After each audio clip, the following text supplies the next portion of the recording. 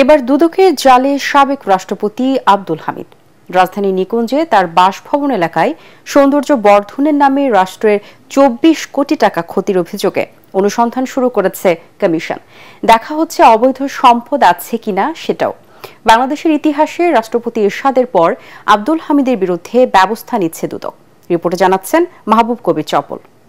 আমি চেষ্টা করেছি আমার ক্ষুদ্র ক্ষমতা দিয়ে যাতে এই দেশে একটা সুষ্ঠু রাজনীতি প্রবর্তন করা যায়। সাবেক রাষ্ট্রপতি আব্দুল হামিদ এমন কথা বললেও তার মেয়াদেই বাংলাদেশে সবচেয়ে বিতর্কিত দুটি নির্বাচন হয়েছে। ২০১৩ সালে রাষ্ট্রপতি হিসেবে দায়িত্ব নেওয়ার পর ২০২৩ সালের এপ্রিলে মেয়াদ শেষ হলে বঙ্গভবন ছেড়ে যান তিনি।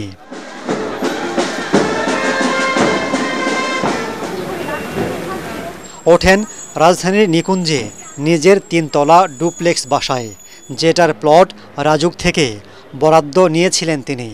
তার আগমনে ঢেলে সাজানো হয় নিকুঞ্জ। ময়লা পানির লেক হয়ে ওঠে স্বচ্ছ পানির ফোয়ারা, নান্দনিক ডিজাইনের ডেক ও ঝুলন্ত ব্রিজ, সকালে হাঁটার জন্য রাস্তা, উন্নত মানের ল্যাম্পপোস্ট সহ বিভিন্ন সুবিধা। এতে রাজুক খরচ করে ২৪ কোটি টাকা, যাকে রাষ্ট্রের ক্ষতি সাধন বলে মনে করছে দুদক। আব্দুল হামিদের বিরুদ্ধে অনুসন্ধানে নেমেছে কমিশন।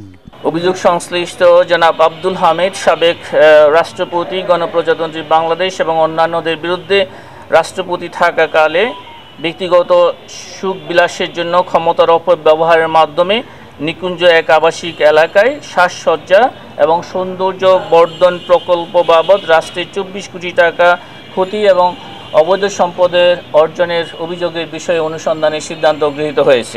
এর আগে রাষ্ট্রপতি হিসেবে প্রয়াত হোসেন মোহাম্মদ এরশাদের বিরুদ্ধে মামলা করেছিল দুদক, যাতে ৭ বছরের সাজা হয় তার।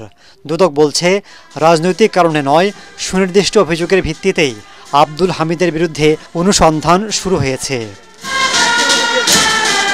যদিও নিকুঞ্জের ওই বাসায় এখন থাকছেন না আব্দুল হামিদ। বিদেশ থেকে চিকিৎসা নিয়ে আসার পর অন্তরালেই রয়েছেন তিনি। মাহবুব কবির চপল, ATN বাংলা, ঢাকা।